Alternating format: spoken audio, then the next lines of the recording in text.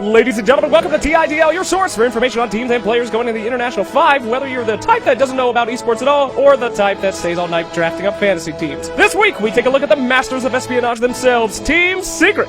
Fantasy leagues. Perhaps you've never heard of them before because you're not a nerd like Hotbit. The concept is simple: take an imaginary team from your favorite players and have them fight against the rest of the scene to take it all. But what if it wasn't just a virtual concept? What if you could take all the top players, the VIPs, and put them all in one team together, forming a kick-ass super squad, the likes of which no one has ever seen before? Well, it turns out you can. And they did. Their name is Team Secret. When people think about Dota 2 teams, they tend to picture the players, but this is just the tip of the iceberg. Dota 2 hotshot teams are typically part of organizations which span several different games, using their exposure to spread their various brands. All in all, the players typically have little say in what happens. They are paid to do their job, and they are paid to win. Par for the course for many, it's the way it has always been. Or at least it was, until some players decided to go rogue. Team Secret was formed on a simple idea. What if the players were the bosses? What if they could play whoever they wanted, whenever they wanted, with no masters to serve, no targets to fulfill, but their own? A collection of the best players from each team who were sick of being told what to do and how to do it, who wanted to play by their own rules. No one really knows who came up with the idea originally for the team. Some say that it's a secret. Some credit Kuroki and No-Tail, whose mutual respect led to the two discussing with one another the possibility of forming their own team. Others credit Puppy, who had expressed interest in working with S4, holding himself responsible for his TI3 defeat. And still others believe that it was a ploy by RTZ and Zai to give Charlie a heart attack and collect his will money, having planned the formation of Secret months before even joining them. Okay, nobody thinks that but me, but still. Whoever came up with the idea first, the plan was risky. To give up a spot on some of the most well-funded and well-respected teams like Navi, Alliance, and Fnatic in order to become basically a rogue agent that could end in total disaster. They could be blacklisted by the organizations they abandoned. They could be tracked down by assassins or by their former teammates, and they could be mocked by the community at large if they failed. It was simple. Pull out the insane plan with all the cash and fame going directly to the players, or fail and lose everything. But they managed to win it all. It took a few swaps in the roster early on and going into hiding to train with their latest recruits, but they blazed out on the scene as a simply unstoppable force, with a 15-0 win streak against all of the best teams in the world leading up to the DAC group stages. Team Secret became a scene powerhouse. No sponsor, no organization, nothing but raw skill, years of experience, and an assortment of heroes even the Marvel Avengers could respect. Teams were torn apart, colors were shed, and Twitch chat memes were born, but everybody agreed that the VIPs of the Dota 2 world became the squad that everyone learned to fear. It was a goddamn beatdown, as Secret placed highly in almost every tournament they participated in since their founding. The secret to Team Secret is that they play like no other team, because they have players with backgrounds in the most successful teams in the history of Dota. Every single player has been to an international, 2 of which have won. These boys are seasoned agents, lean, mean, and licensed to be killing machines.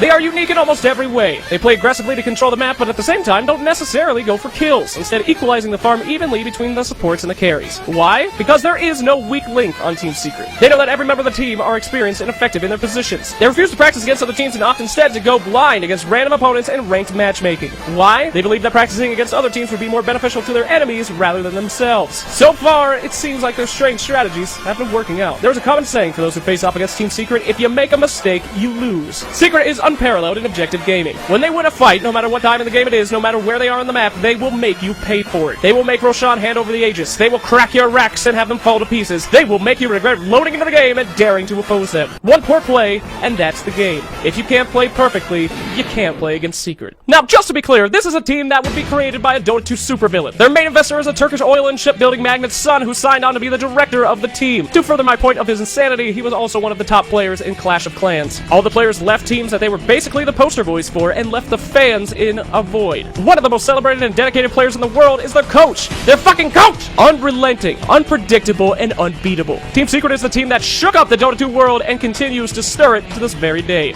Now let's take a look at these rogue agents themselves. Known commonly as Baby Rage, RTZ is known for his insane outbursts, both on Twitter and in the game. He is brash, unpredictable, and has an affinity for alcohol and insane behavior. He also is unquestionably one of the best mid players in the world.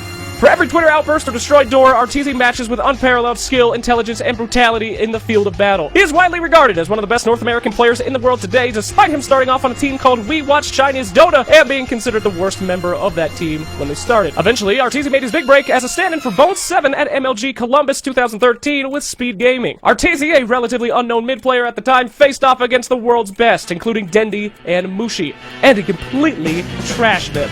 The scene was shocked to see an NA pub star destroy pro players 1-1, and he soon became a fan favorite. Well, everybody liked the fucking man who wrote this infamous review on his performance.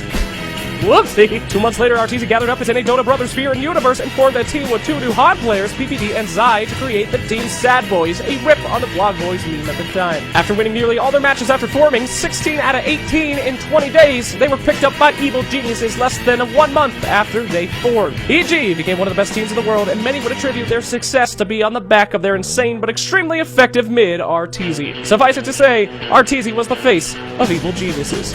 And then he fucked them. Nah, not really. But after Team Secret's early roster shuffle and growing tensions between himself and his team, RTZ flipped the Western scene on its head. By leading the team, he had a hand in forming, for the chance to play by his own rules again. Some attribute this to the growth of EG as a team and the emphasis on teamwork they had begun to demand. RTZ doesn't care about teamwork. RTZ is a killer. RTZ is the kind of guy who denies all of your last hits before he kills you just to make fun of you, and RTZ wants to 1v1 solo mid the best players in the world and shit all over them, then down an entire bottle of Jack Daniels and tackle somebody. He is a beast.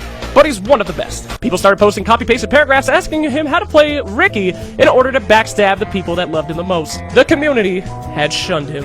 Until he started absolutely obliterating anybody who played against Team Secret. It is hard to stay mad at a guy for doing what he is passionate about. And for RTZ, he is passionate about brutally murdering any idiot who dares stand in his lane. I mean, who could stay mad at this phase? All in all, this game has been, and continues to be, a little too easy for RTZ. But RTZ wasn't the only person to leave EG for Secret, as his departure was a package deal. He refused to quit EG without his better half, the talented, dedicated offlaner and support Zai. As previously mentioned, Zai transitioned from Honda Dota along with PPD to join Sad Boys in its inception, and it was there that he met RTZ for the first time. The two work exceptionally well together. Zai's training as an offlaner and a support fit perfectly with RTZ's hyper-aggressive style. Where RTZ goes, Zai follows, and the two would commonly run up to multiple enemies alone and make it out alive. They were the perfect team, and they refused to break it up. Zai is world-renowned not only for his supporting and offlaning, but for his beauty. Many compare him to Beethoven, but none can deny the beauty that is Zai. Even my very own girlfriend has a crush on him, forcing him to sign the back of the only picture I have of her in my wallet, until she found out he was 17, and then she moved on to Fear. Really?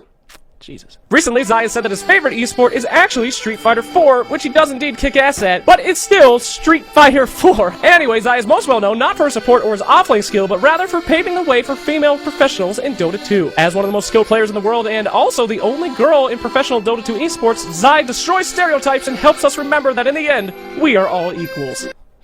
Kuroki is one of the most experienced members of Team Secret and is their wildcard player, knowing how to support, carry, or be a utility, whatever that means, when the team needs it most. Kuroki started off in Dota 1, but moved to Dota 2 just in time for the first international in 2011 with Gosu Gamers. After failing to win, Kuro went on to many different teams, typically being the star player in every team he joined. He was so good, in fact, that after he was eliminated from the qualifiers at TI2 by Mouse Sports, he was asked to be a stand-in for Mouse Sports, due to one of their players come with me not being able to attend. You know you're a good player when the team that just beats you asks you to be a stand-in for them as their star player. Eventually, Kuro was picked up by Team Navi in 2013, making it to his third international with them, and finally picking up a second place win. He returned to TI4 with Navi one final time before his unexpected move to Team Secret. Suffice it to say, Kuro has been to every international, has been everywhere in the Dota 2 scene in general. This experience may have been what prompted him to be the original founder of the Team Secret along with No Tail. You see, no matter what team Kuro had ever been on, he was always treated as the star carry player, and many teams' entire playstyles revolved around making sure that he was safe. Team Secret instead allowed Kuro to expand and flourish, as he no longer needed to care about anyone else on his team. For once, he had finally found a group of equals. Kuro is so impressed by his teammates that he has recently switched over to be the support role, despite being one of the most renowned carry players since Dota 1. Kuro is on the quiet side, but he is a mastermind. He created the powerhouse that is Team Secret, and you can bet that he pulls some of the strings from the inside.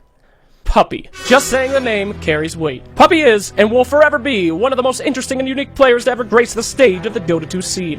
Where to begin? Puppey is world-renowned as one of the best thinkers in Dota, famous for his experimental style. Personable, highly intelligent, and one of the most quoted people in Dota 2 history, Puppey is famous for not... And the pod. Was that Finale? No, that was Puppey this time. Not being just one of the most prolific captains in Dota 2 history, but being the voice for the Dota 2 professional player in general. He is careful with his words, but talks often and openly. He is unpredictable, typically experimenting mid-tournament and taking risks no one else would want to take, yet they still pay off. To Puppey, there is no meta. There are no common strategies. Every single game is a new one, and he treats them all differently. Puppey's long and storied career began back in the early days of Dota 1, playing for a variety of teams. In 2009, he played for DreamHack Tournament as a stand-in for Mouse, where he met his longtime friend Kuroki for the first time. After many games together, Kuroki and Puppey decided that they wanted to work towards something new, do and create the best gank team in history. He took the role of captain onto his team to implement his plan and defeat the 4 Protect 1 farming Dota. He continued to perfect his aggressive playstyle along with Kuro for over a year before finally taking a risky leap to the newly formed squad Navi. Navi took Puppy's unique style and made it their own, and Puppy's dream of a hyper-aggressive gank team was finally close to being realized just in time for the first international. Navi got their DOTA2 beta keys 3 weeks before TI won, and Puppy still led them to an incredible victory. It was he that created the Chen Pudge trick that won them the critical games at TI3 as well. Puppy always seems to know what is coming before anyone else does, and always seems to implement his plans at the perfect moment. His most recent plan, of course,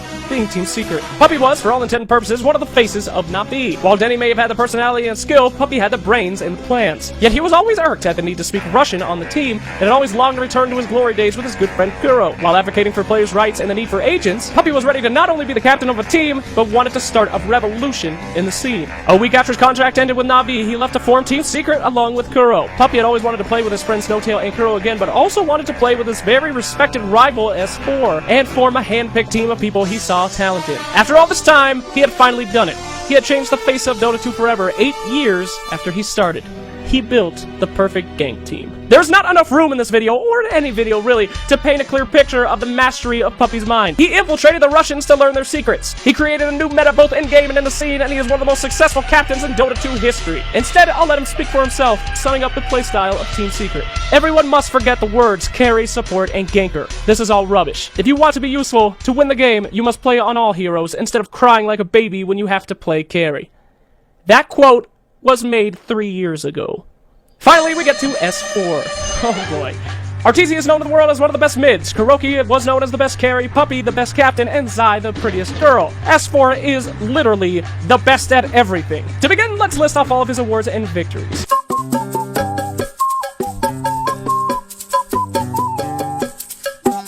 This motherfucker is the best at all things. Everyone else from Team Secret are buddies from huge teams. Arteezy and Zai worked together well and came from EG. Puppy and Kuro had the dream and came from Navi. Yet S4 is a lone wolf from Team Alliance, and he is the pro that other pros sought out and begged to be on their team. The best players in the world gave up everything just for the chance to play with S4. Why?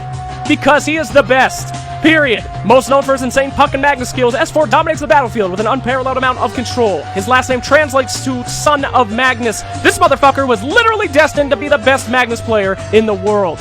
And he is. Despite Arteezy being world-renowned for his mid skills, the team gives S4 the mid because of his ability to dominate the entire map and make plays as soon as he reaches level 6. All in all, S4 commands the field like a seasoned vet and is seemingly unstoppable. Even Ice Frog had to make changes to try to stop him, directly nerfing the Haste Rune after witnessing S4's mashable plays with it and nerfing all of his signature heroes after the Summit 3 this year. It would not be a stretch to say that S4 single-handedly won TI3 for Alliance with his $1 million dream coils. Trying to describe it with words will never do it justice. Just take a look.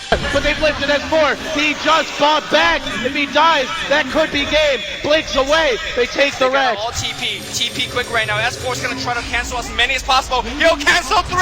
My God. Oh my God. They're doing it. The Alliance is doing it. They don't have enough damage. They don't have enough time. S4. Oh, cancel S4. TP.